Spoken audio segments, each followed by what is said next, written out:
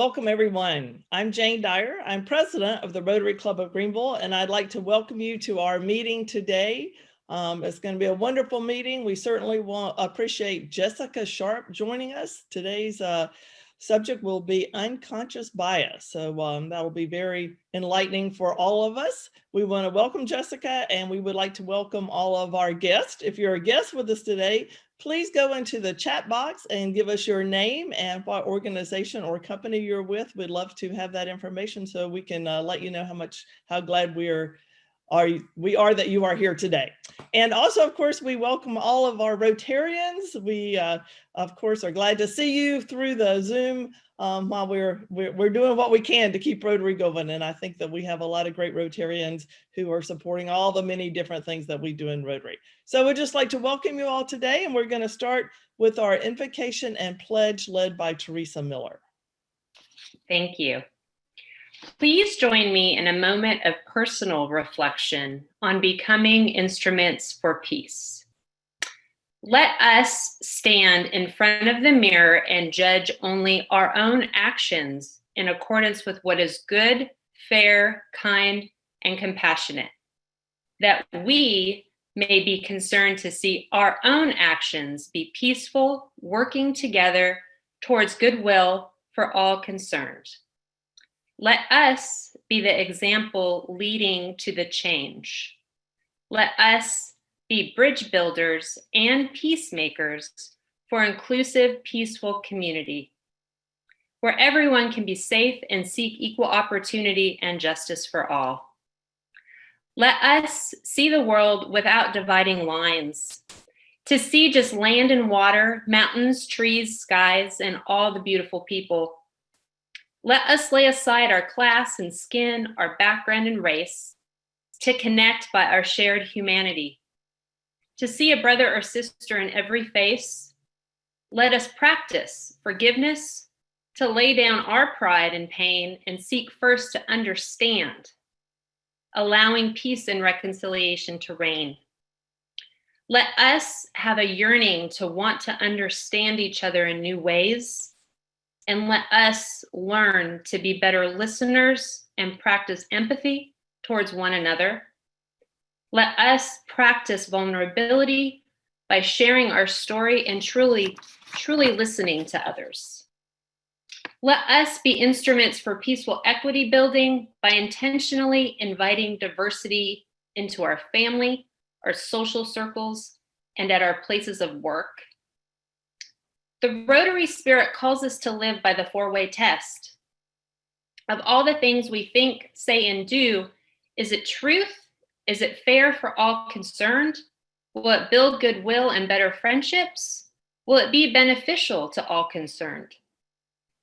Let this statement hold each of us accountable to its calling and apply these principles to be intentional peace builders across divides.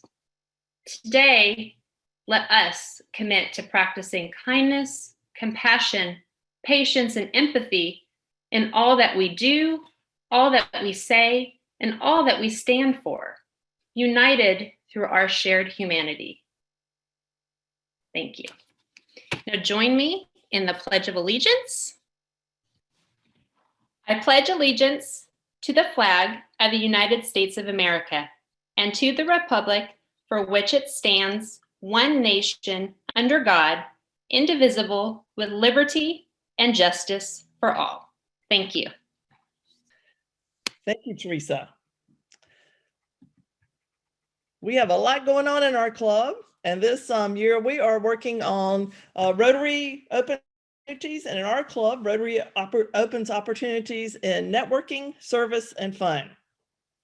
After Jessica speaks with us today for networking opportunities, next week on Tuesday, we're inviting you to join us March the 2nd at 11:45. It's going to be an open discussion about what we can do about unconscious bias. So we ask you to sign up and join us then. Our next meeting will be March the 9th. Amy St. John will be enlightening us on STEM teacher education. So sign up for that. As far as service goes, a little bit later today, you're going to find out about our blood drive and Read Across America. We also want you to know about our Servers Above Self Scholarship. The deadline is March the 1st. Guidelines are on our website, and as many of you know, we have 4 students today who are receiving college scholarships from our club. And this is a wonderful service opportunity for a student who is very service minded. So please get the applications in by March the 1st. Jeff Bullock is leading us again this year in our career day. Since things are different, we will be having a speaker on our March the 23rd meeting. And then Jeff and the school district have worked together to, at a later date, we will have small groups, and we'll be asking you to share your profession or occupation with a group of high school seniors so they can be better informed about the many opportunities they have out there. And so we're asking you as Rotarians to sign up to get with Jeff and let him know that what part you would like to play in interacting with these young people. And then we have Masked by Michelle. Michelle is done. She has made, she's made her limit of 4,500 masks in the past 11 months. Of those, 630 have been donated to Alexander Elementary School. 30 have been donated to our Happy Feet event, 4 to a member's son for a fundraiser. 200 have been donated to family, friends, and Rotary members. And 3,676 masks that Michelle has made herself have been donated to the Shriners Hospital for Children. She still has some wonderful masks for St. Patrick's Day and Easter. She's raised $3,348 to a goal of $4,500. So if you have a need or would like one of these great St. Patrick's Day or Easter masks, she's asking you to make a contribution to our Rotary charity. So just contact Michelle if you are interested in one of her amazing masks. And just the fact that she has made 4,500 masks is amazing. And that money has gone to our CART and our Rotary charities. And of course, as you know, we love to have fun in our Rotary Club. Plain Jane's Place is March the 4th. For some of you who may wonder what that's named for, I am Jane, and plane as in airplanes, because I was a pilot. And in fact, I was a captain of a Boeing 777. And as you know, a Boeing 777, as advertised, can fly with engine failure. But we're inviting you to Plain Jane's Place on March the 4th. We're going to talk about things we have to celebrate. Could be your vaccine, you got a new job, but just sharing good news with each other. At 5:30, it's a Zoom meeting on March the 4th. It's basically a happy hour, so bring the beverage of your choice. Of course, we have all these great things going on. We're asking you to invite a friend to discover Rotary, or if you are a guest with us and would like to know more about Rotary and what our club is up to, we'll have an evening information session on Tuesday, March the 16th at 5:30, and then again on March the 23rd at 11. And we'd love to have you join us. So as our club continues to look for opportunities in networking, service, and fun, we invite you to join us, and you can sign up and get more information for any and all of these activities on our website, greenvillerotary.org. So we look forward to seeing you then. Now we will have Mr. Fred Rabb of SCORE share with us some more information about SCORE in our 5-minute highlight. Thank you, Fred. Well, thank you all. It's great to see you. I appreciate the time to talk about SCORE. Actually, I think many of our clients are Rotary members as well, so welcome. Some of the questions are, what is SCORE? We are actually a nonprofit division of the SBA. We help businesses like yours, whether they are startups or they are existing businesses. Since 1964, SCORE has helped or assisted over 11 million entrepreneurs get their business either started or made some corrections. Locally, we cover 11 counties in the upstate. And last year, we mentored over 800 brand new clients. 1,000 clients of ours attended our workshops, which we do 60 a year. Go on the score.org website, you'll see them. And tens of thousands of hours in individual client sessions, such as one-on-one mentoring. So many of our clients come to us with questions on how do I start a business? Or how can I put a business plan together? That's our expertise. Our mission is not to help people get into business, but rather find a sustainable income stream. So if someone has a business plan that isn't necessarily sound, we'll help guide them. We don't judge. We'll help guide them through the business plan process. And at the end of the day, it may be determined that they're better off staying where they're currently employed and maybe postponing going into business. So that's our objective. We do a lot of workshops, as I mentioned, 60 of them. In fact, we had one last week on digital marketing and QuickBooks. It was very well attended, and they're free. We do webinars and courses online. We have a YouTube channel. So if some of our clients can't make the individual workshops, they can always go and visit our YouTube channel. And we have a tremendous library of resources, not only locally, but the SBA and other federal agencies contribute to a vast amount of resources that are available for free on our website. So how does SCORE work with you? We really focus on sound business planning. That's our core. We start with a strategic business plan process and help our clients work through all of the steps of creating a business plan. And ultimately, some of them will have to take this business plan to a lending institution to get funding to start their business. We can help you with that. We do product and service assessments. Let's pick apart the product or what are the services that you're planning on presenting or offering. We do some financial insights, marketing and promotion recommendations. We have people on our staff. We have over 50 mentors now that are expert in digital marketing, as an example. So we can provide some help and service in that regard. Of course, resource planning, strategies for starting a business, and even exit planning. So if you're in a business and you're thinking of moving away or passing it along to a family member, we can help you through that. We have a lot of partners, by the way, large institutions and organizations that help us with that. We need volunteers, and that's obviously why we're here today. We have a growing number of entrepreneurs that are getting into business. In fact, on a monthly basis, we service anywhere from 75 to 100 brand new requests every single month in the 11 counties that we serve. So we're looking for folks like yourself that can volunteer some time to help mentor. It could be as little as an hour a week, and in some cases, I meet with some of my clients every month to help them work through their everyday operations. We don't judge. We do help nudge them along in certain ways to keep their business on track. Of course, we need workshop presenters. We do over 60 a year. So if you have a particular expertise, whether it be in finance or digital marketing or a business startup, we'd love to have you come and talk to some of our clients. It's very professionally done. And of course, as you can imagine, most of our workshops today are done virtually. So we can help you organize all that as well. We have event coordinators that we're in desperate need for, even though some of our events are somewhat limited today, but every month we do have a chapter meeting like yours. So we need some help there. And then finally, administrators.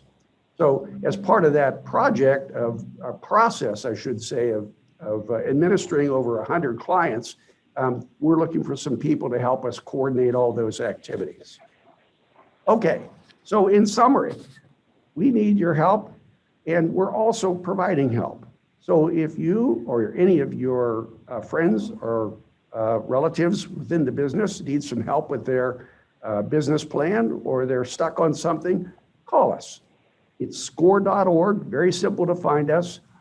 We are, as I said, a national organization, 11,000 of us around the country, 50 in the upstate here, and we're here to help you. But if you can provide us some of your volunteer time, I can tell you it's a worthwhile opportunity to volunteer your time. We have no restrictions. It doesn't require 20 hours a week, 10 hours a month. We take whatever time that you can provide us. We're glad to be a part of it. And I can tell you the last 5 years that I've been a part of this organization, after 50 years of being in business, this is probably the most rewarding thing that I can imagine ever doing. So it's a lot of fun and a lot of good people to work with. I hope I didn't take too much time, but we'd love to help you. And if there's any way you can help us, please join us. Thank you. Fred, thank you very much. Thank you for letting us know that SCORE is out there exists, because we do have Rotarians who sometimes decide they're going to go out on their own and become some of our very successful entrepreneurs. And we have many talented people, and hopefully they'll be able to support you in your cause. Thank you. Okay, next we have a couple people talking about some of our service projects coming up. First, we'll have a Read Across America. Mike Snively is going to let us know a little more about that. And then following him, Allie Van Dyke is going to talk about our upcoming blood drive. Mike? Thanks, Jane. We've come close to our 17 volunteer requirement for Read Across America at Alexander. The day is March 3rd. We need 17 as of this morning. We had 15 slots filled. Thanks to all that have volunteered. In fact, a shout out to Teresa Miller, who came up with a great idea to reach out to the Greenville Police Department. I called them, and their community outreach officer and her lieutenant are, excuse me, volunteering, and they have taken up 2 of the 15 slots that have been occupied so far. I bought the books this week, going to be delivered to them, and they are ecstatic about getting involved. So we've got Rotarians, police officers, and I need 2 more people to step up before March 3rd. And I believe Michelle has worked on labels for us to put inside the books once they're read, so the Rotarians can sign them. If you have issues and can't figure out how to sign up for the volunteering of the last 2 slots, email Michelle or call me or email me, and I'll be glad to sign you up. It's very simple. There's a Google Doc that's been published in Michelle's newsletter. I can sign you up online. You can order the books via Amazon. They'll be shipped to you. You can decide how many books you want to read based on the list that the teacher has put online. They'll come to you, you'll read them, you'll sign the Rotary label, and then we'll get them delivered to Alexander, and they'll become part of their permanent library. The teachers are ecstatic. They're very grateful for our help. So we need 2 more people to step up, and we will be full of the 17 slots that they've given us. So thank you very much for everybody's help. And I think that's it, Jane. Thank you, Mike. Allie? Hello. Can everyone hear me? How is everyone? Good. I know we can't say anything on Zoom. So this year is a way different year than it was last year when I asked y'all to donate blood. We always have this blood drive in February because Rotary really helps us out with this because it's one of our hardest months of the year. So I'm Allie Van Dyke. I work for the Blood Connection, and we are the Upstate's Community Blood Center. What that means simply is that we provide all of the blood that goes to every upstate hospital. So when you or your family needs it, it's coming from a TBC blood donor. I'm saying all of this because we have a blood drive coming up February 26th through 28th, which is this coming up Friday, Saturday, and Sunday. You can go to the Greenville Center or the Easley Center, and all of this is in your handy dandy emails that Michelle sends out. There is a register link there, but we have centers all over the upstate, but we're doing this blood drive specifically at our Greenville Center and our Easley Center, so hopefully one of those is convenient for you. And this year is especially different because we have a certain need right now. We are in an urgent need for blood donations, and what that means is that we are under what we'd like to be for supplying our local hospitals. So we don't want to keep going down this road. We want to be able to get our blood supply back up to stable.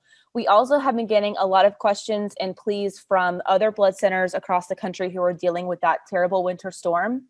A lot of them have not been able to operate for days. And if you're not in this business, you might not know, but that is absolutely devastating to not be able to collect blood even for one day. So those hospitals and those hospital patients are really feeling it, and the Blood Connection wants to be in a position to help our friends in other states who will need it, thinking that maybe that might be us one day, and we would like the help from them if that ever happened in our community. So we want to be able to give whatever they need. So right now, twofold, we want to be able to help other blood centers, but we also need to help our own blood supply right now. So that's where you come in. Please come donate blood. If you want to sign up, you absolutely can. Like I said, it's in your emails. You can also email me, Allie Van Dyke, and I will get you all set up. If you're not sure about blood donation, you can also email me and I will persuade you, because that's what I do. And if you want to walk in, that's perfectly fine too. So if you don't have a time that works, February 26th or 28th, that's perfectly fine. Just walk into either center and we'll be able to take you. Thank you. Thank you, Allie. And for all you people who are looking for something to do around 10 o'clock Friday morning, I'll be at the Easley Blood Donation Center. And I'll have to admit that I do not like needles or shots or anything, but this is a great cause. So we're asking our Rotarians to come, and make sure you tell them you're with Rotary when you go, and they're going to donate $10 to our Rotary charities.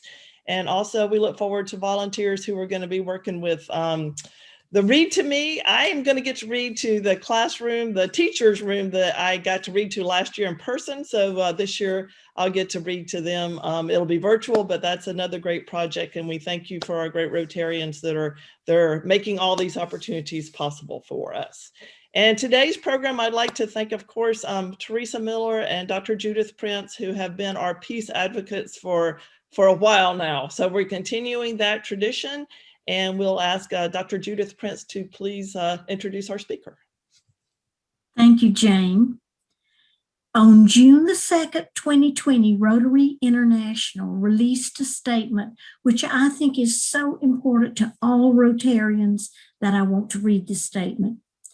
At Rotary, we have no tolerance for racism, promoting respect, celebrating diversity, demanding ethical leadership, and working tirelessly to advance peace and our central tenets to our work. We have more work to do to create more just, open, and welcoming communities for all people.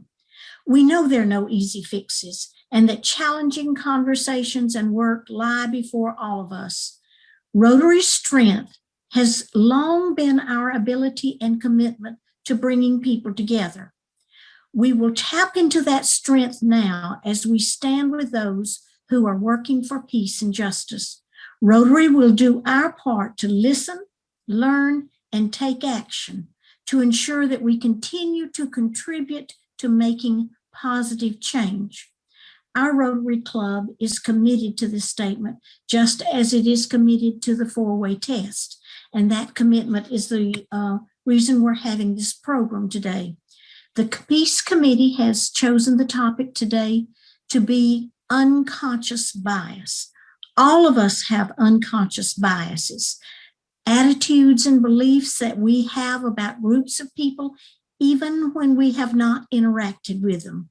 We've been exposed to biased attitudes and behaviors throughout our lives, either through direct or indirect messages, through our work experiences, social media, even the news. We've lived in an environment filled with biases until we've internalized them and we are no longer aware of them. As Rotarians, we lead institutions, we determine policies, we hire people, we educate children, and we have the power to influence our families, our friends, our coworkers, and many others. Because our unconscious biases can create negative impacts in our interactions and in our leadership decisions, we must become aware of our biases, take responsibility for them, and model behavior which will make a difference in our community. Unconscious biases have become personally very costly. I'm thinking of two recent examples. The head of Olympics in Japan had to resign for his job because he said women talk too much at meetings. and the Indianapolis Museum of Art director who had to resign his job because he posted a job description for a staff member who would maintain the museum's traditional core white art audience. There are many, many examples of unconscious bias. To overcome unconscious bias, we have to retrain our brains and develop new patterns of thought and behavior. Our speaker on what we need to know about unconscious bias is Jessica Sharp, the founder and CEO of Sharp Brain Consulting. Jessica will provide an overview of unconscious bias and will deal with the brain science necessary to overcome biases. Her work focuses on transforming organizations through education about the brain. Jessica also serves as an adjunct faculty member with the Organizational and Leadership Psychology Department at William James College, where she's working on a doctorate in leadership. She's a graduate of Leadership Greenville and a diversity fellow with the Diversity Leadership Institute. Jessica is passionate about supporting underserved and minority communities, diverse representation, and brain education. She says that her work in diversity, equity, and inclusion is important for many reasons, but none so important as creating a better world for her 12-year-old brother, Braden. Welcome, Jessica, to the Rotary Club of Greenville. Thank you so much, Judy Prince. I appreciate you for so many reasons, but thank you for giving me some time and space to talk with you all today. So I'm going to kind of chat for about 15 to 20 minutes. I will keep it short, but know that I will have a follow-up session that we'll talk about probably towards the end of my remarks, and that'll be in early March. So for folks who want to dive in a little bit deeper into this content, into this work and concepts, we'll have a Zoom session that will be kind of following up. So as Dr. Prince mentioned, we all have biases, right? So I'm going to provide in this kind of 15-20 minute session an overview of what unconscious bias means and some of the brain science behind bias, and so that everybody kind of has this baseline level of information, and then we'll dig a little bit deeper at our follow-up session. So again, I've said it already, Dr. Prince said it, but if you have a brain, you have bias. Right. There are plenty of people who, say to me or to other, diversity, equity, and inclusion practitioners, oh, I don't have a biased bone in my body. Right. I don't treat people differently because of, several things about them. And the reality is that that's just not true. And having unconscious biases that concept and having them doesn't make you a good person or a bad person. It literally just means you have a brain. Right. So our brains are these really fascinating organs. And the more that I learn about the brain, the more that my love affair just increases. But I want to give you a few kind of primers on the brain, and then I'm going to dig into what all that means around bias. So first, our brains are social organs. And so what that means is that we have this biological need to be in community with others, to be accepted by others, to have really strong interpersonal relationships. If you have ever been through a Psychology 101 course, you probably have seen or have heard of Maslow's hierarchy, of needs. And at the bottom are things like rest and water, and all the way at the top is this concept of self-actualization, right? Being fully, embraced in who you are. But people like me who do neuroscience research, we kind of believe that this concept of belonging needs to be at the bottom, right? Having a place where you are accepted and where you get to just show up fully as your authentic self, right? We all have a need for that. So that's one thing about the brain. Our brains are social organs. Two, the next piece that's important to know, our brains love stories.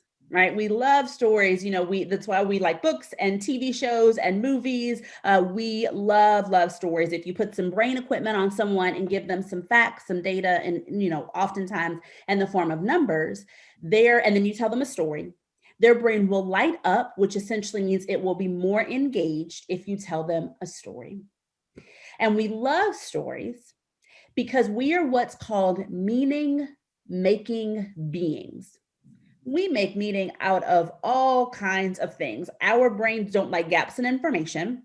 And so I'll give you kind of what feels like a fun example. If I send an email to someone and they don't respond within a few days, my brain has made up this whole story and attached meaning to why they haven't responded. Right. And I'm attaching all of my preconceived notions about that individual person and saying, oh, they probably haven't responded because of this, that, or, this other thing. When in actuality, they may not have responded because they've been busy and the email has been, is at the bottom of their inbox. But we make up stories about all sorts of things and we attach meaning. So those are some things that I always think are important before we dig into the science of unconscious bias, right? So a few things about bias. So unconscious biases, as Dr. Prince mentioned, are essentially the stories that we make up about groups of individuals, right? They're just these stories that we believe about groups. They are more often than not, though, kind of shown up in interpersonal one-on-one interactions and relationships, but the stories tend to be about groups of individuals, right? And really, it's any sort of group that you can put together. So the group can be anything from white women to Clemson fans, right? People, when we just kind of clump people together, we tend to have some sort of story that we believe about that group of individuals. And so bias lives in our limbic system. It's in the back part of our brain. It is in the part of our brain that is most developed, and it's really kind of the strongest part of our brain. Very specifically, bias lives in the amygdala, which is a small almond part, it's shaped like an almond, and it's in the limbic system. And the amygdala is responsible for all kinds of things. It's responsible for our fear response, so if something is scary for us, our amygdala will decide very, very, very quickly, within milliseconds, if we need to engage, right? You might have heard this in the term, the fight, flight, or freeze response, but our brain, our amygdala is trying to keep us safe. Is there something happening that I need to either engage with, or I need to get the heck out because that's the only way I'm going to be safe, right? Our amygdala also is responsible for attaching emotion to really, really important memories. Right. So if you're married, hopefully you think very fondly of your wedding day. Right. And if you think about that day, you'll have all of these kinds of floods of memories as well as kind of positive emotions. I may play a song that you listen to, on repeat over and over again when you were in high school. And I'll play that song and, oh gosh, all of these memories pop up. Same as with scent, right? Things that you smell. The amygdala is the part of the brain that's responsible for that kind of attaching, again, memory and important kind of emotions, attaching those two things. And then finally, the other thing to note about the amygdala is that it really is where a lot of emotions live in our brain, and therefore in our body. So it's such an interesting fact. It's not exactly related to bias, but I think it's so interesting. When we come into the world, when we're little babies and we come into the world, we are hardwired with 6 emotions. No more, no less. Every other emotion besides those 6 has to be taught. The 6 are joy, fear, disgust, surprise, sadness, and anger. Those are the 6. And, I do a lot of work with young people, and I don't like to call emotions negative. I don't. But of the 6, minus joy, most of them are emotions that we're not particularly excited to have. I'm not really excited to be scared of something, right? Or excited to be angry. So that's just kind of a fun fact about the brain. It's really interesting to me.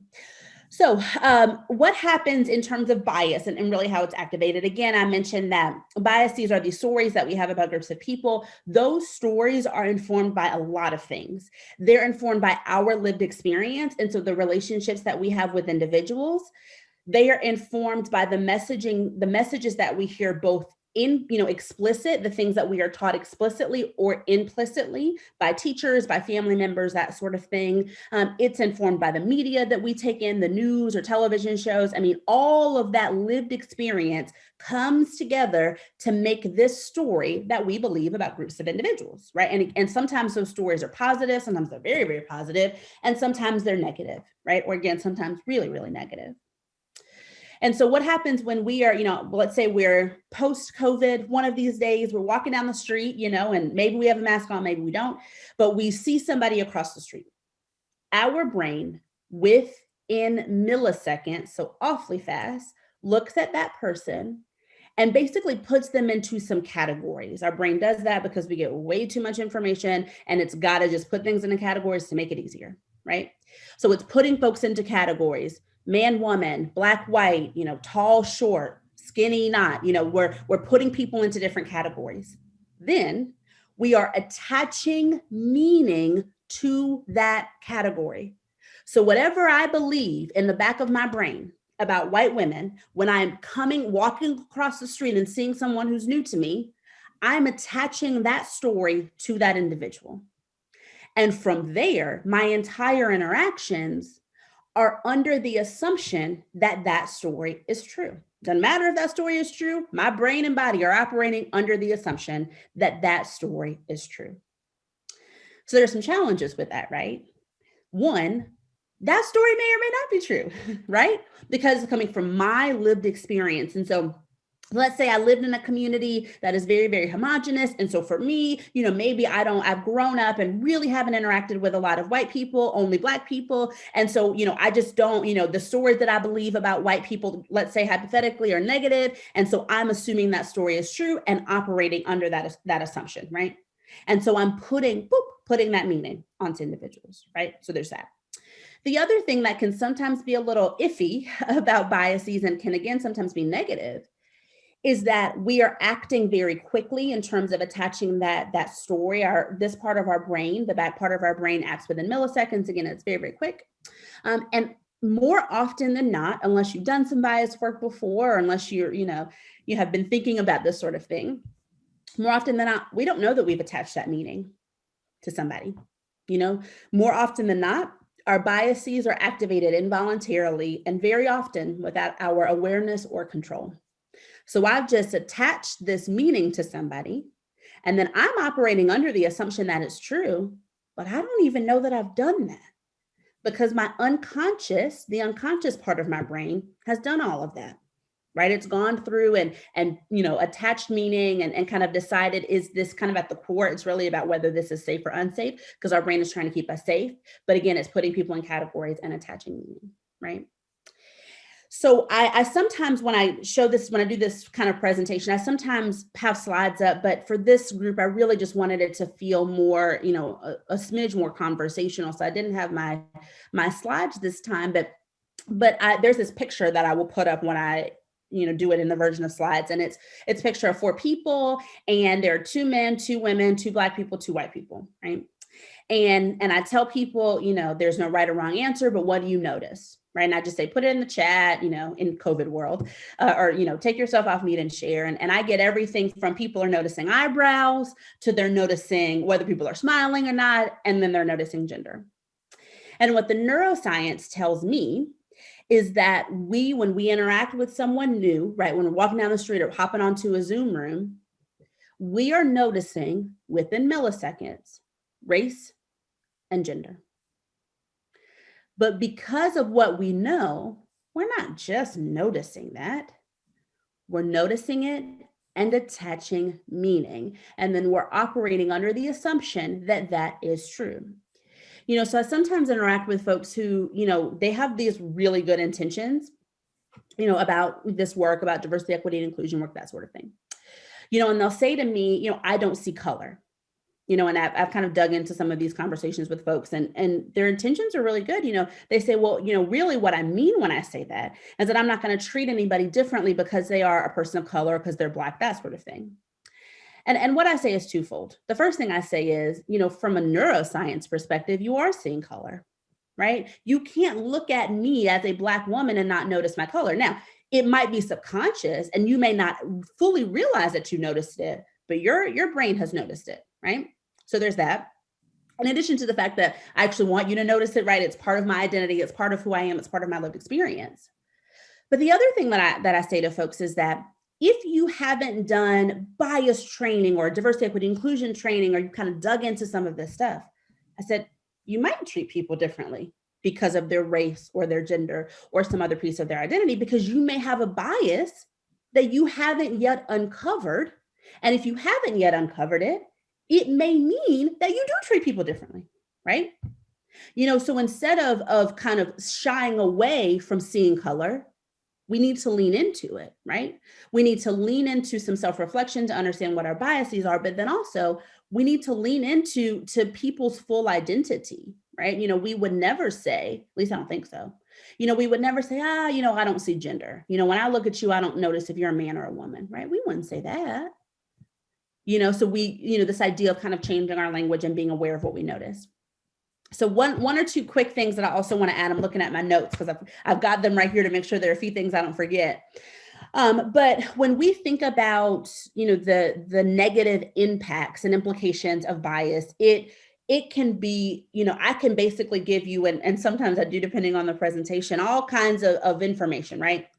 So Dr. Prince talked about bias impacting our one-on-one interpersonal relationships, right? So that's whether we're talking about work, we're talking about your neighbor across the street, the person who sits next to you in PTA meetings, or next to you on Zoom PTA meetings. Bias and the stories that we believe about groups of people can impact our interpersonal one-on-one relationships, right? It can mean that we treat people differently. I work a lot with teachers, and we talk about the fact that it can have, it can mean that you are either, treating students differently in a negative way and kind of being a lot less patient with them, that sort of thing, or can be the opposite.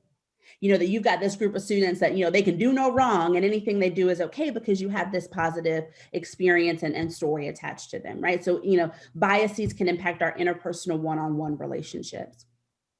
They also impact all sorts of institutions and systems. And I'll give you some concrete examples to really kind of talk about the importance of this work, of talking about and thinking about unconscious bias. So if you look at, any sort of system, right? And when I talk about systems, the ones I'm thinking about are the healthcare system, the criminal justice system, the education system, those sorts of systems and institutions that many of us tend to interact with, right? Most of us know a child who goes to a school. Many of us have gone to, either a doctor's office, a hospital, that sort of thing. There's research on bias and how it impacts all of those systems, right? And when I do this presentation, I often talk about the importance of understanding that diversity is broad. And it means a lot of things. Diversity means things like gender and disability status and race and,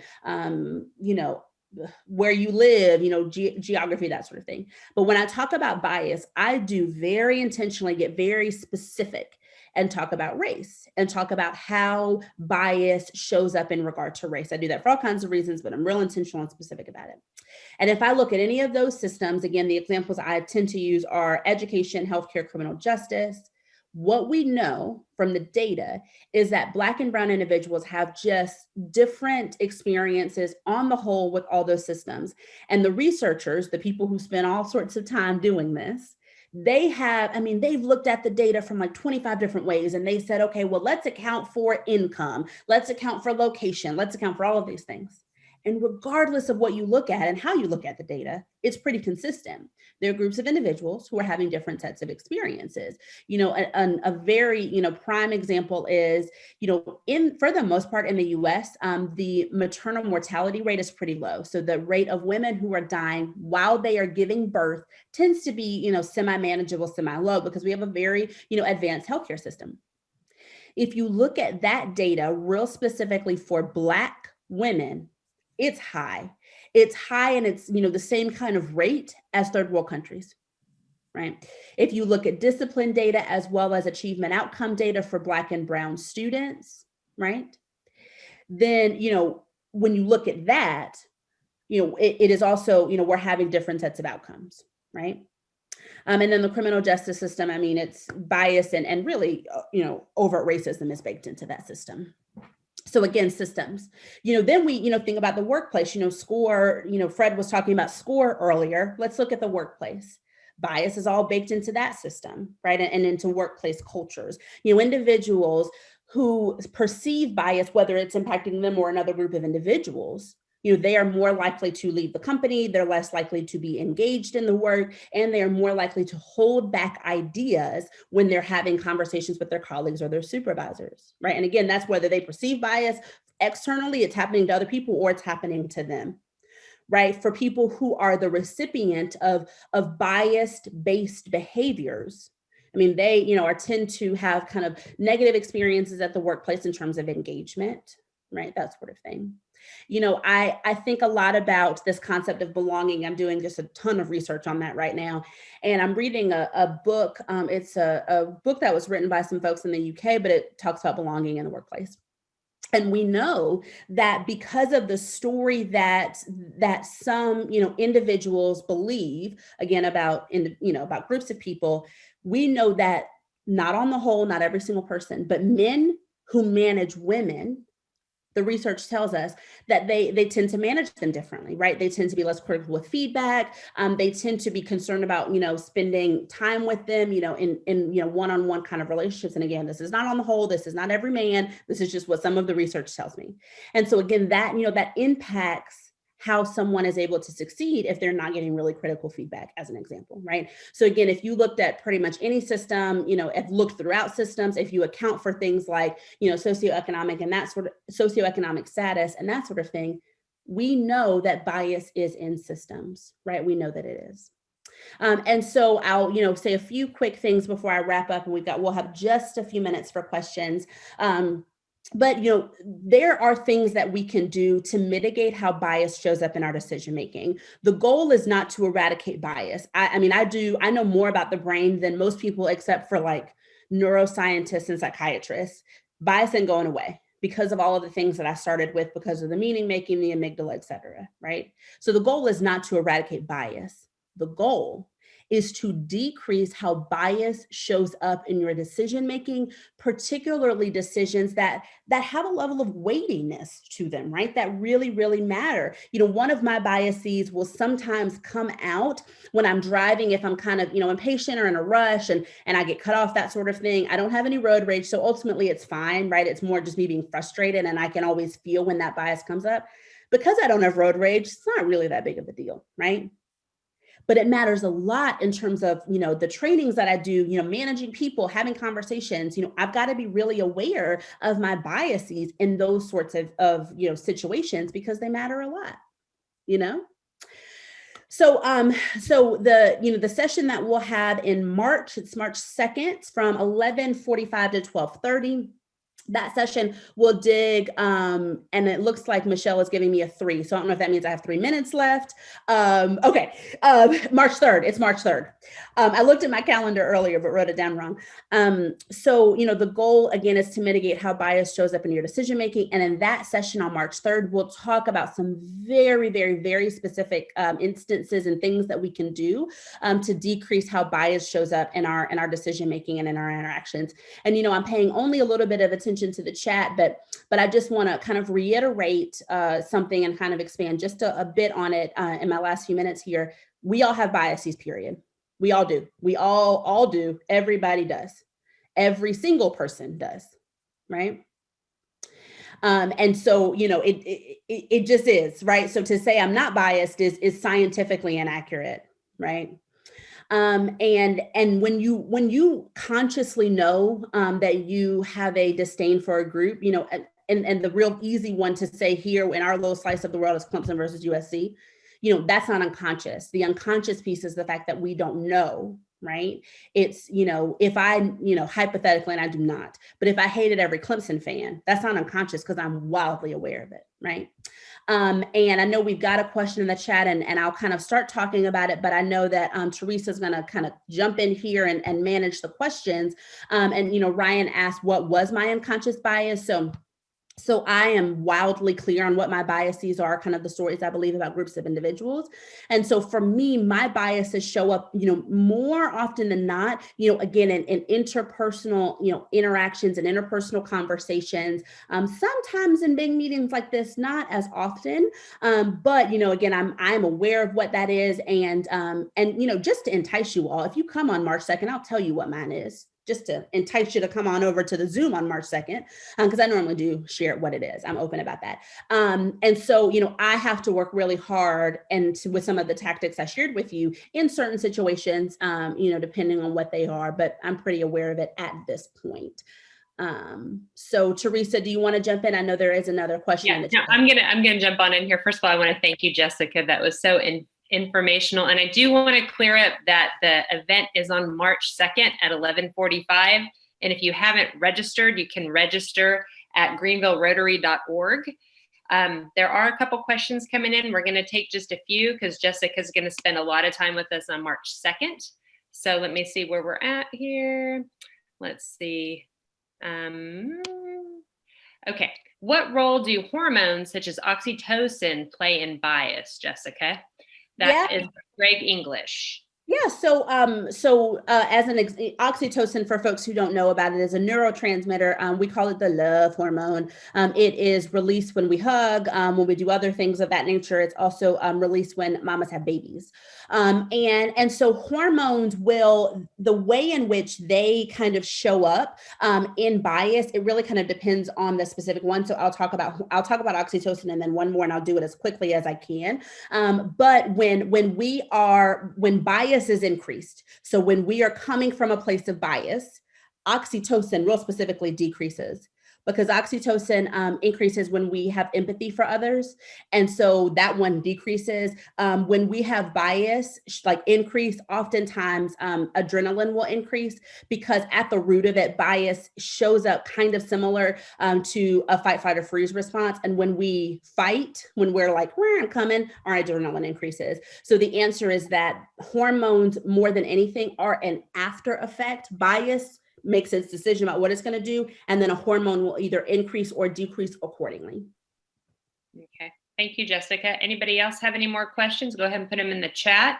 I have one, Jessica. So when we recognize that we have a bias, now it's there. Is it always there? Is this something that we will have to continually manage? Or can we say, oh, this is our bias, and then poof, it goes away? Poof, it goes away. It doesn't happen. What could happen over time, right? What could happen is that your biases shift, right? That the story that you believe about this one group of individuals, group A, may end up shifting. But what would more than likely happen is that group B, there's a bias that would show up in group B, right? I think that the only people who I'd even remotely say maybe didn't have biases, I was going to say Mother Teresa, but I have a feeling she was kind of a firecracker. So, again, the neuroscience tells me that the idea of just like a bias completely and utterly going away, it just isn't going to happen because of all of those things. And for me, like, I'm a test study. I've known what my biases are, and I have two kind of big negative stories. I've known what they are since 2014, 15, maybe. They haven't gone away. I can manage it a lot better. And I can be like, that's my bias talking, calm down. But it still is there. Okay, thank you. And I believe you are going to share more about how to manage those biases on March 2nd. So again, if you haven't registered for that, I encourage you today to get online and register for that event. And if you want to contact Jessica, you can reach her through her website, Sharp Brain Consulting. She would be happy to talk to you, set up an event at your business, or talk to you individually. Jessica, I can't thank you enough for being here today, and I look forward to being with you again on March 2nd. Thank you so much, Jessica. Jane? Thank you, Jessica. Thank you, Teresa. Thank you for our Peace Committee bringing us this wonderful program. And I think that's so intriguing that we definitely all have biases. Subconscious biases. I'll throw in there real quickly, as a female pilot, most airline pilots are military. So when I first started, I really did not like it as soon as someone told me they were a Marine pilot. I had this idea based on some experiences that it would be miserable, and often it was. But I will say, by the end of my career, I flew with guys who completely changed that whole attitude. I told them they were ruining their reputation. So I think it is possible. And this has been so informative, Jessica. And thank you so much. And I look forward to next Tuesday. It's going to be wonderful. I have more people. Many of you can join us. We'd love to have you. Also, we want to thank Fred for being here. We want to thank all our Rotarians who make this program happen, who make all of our service projects happen. You're just wonderful, and we really appreciate that. We are glad to have all our guests with us today. Hope you will join us. And if you're interested in Rotary, join us at a Discover Rotary session. Our next meeting, March the 9th, once again, we're going to talk about STEM education. Today is a very special day. It is a happy birthday for Rotary. We are 116 years old today. So you are making a big part of that Rotary. Yes, happy birthday to us. And I just think that as we close out today, I would really like for us to reconsider what Teresa said at the beginning and what we've heard today about our four-way test and what does that mean. And hopefully as Rotarians, as we become more and more aware of our subconscious biases, then what we say in our four-way test will be even more meaningful and we can better live it out in our lives.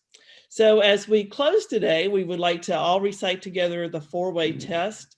And it is of the things we think, say, or do. Is it the truth?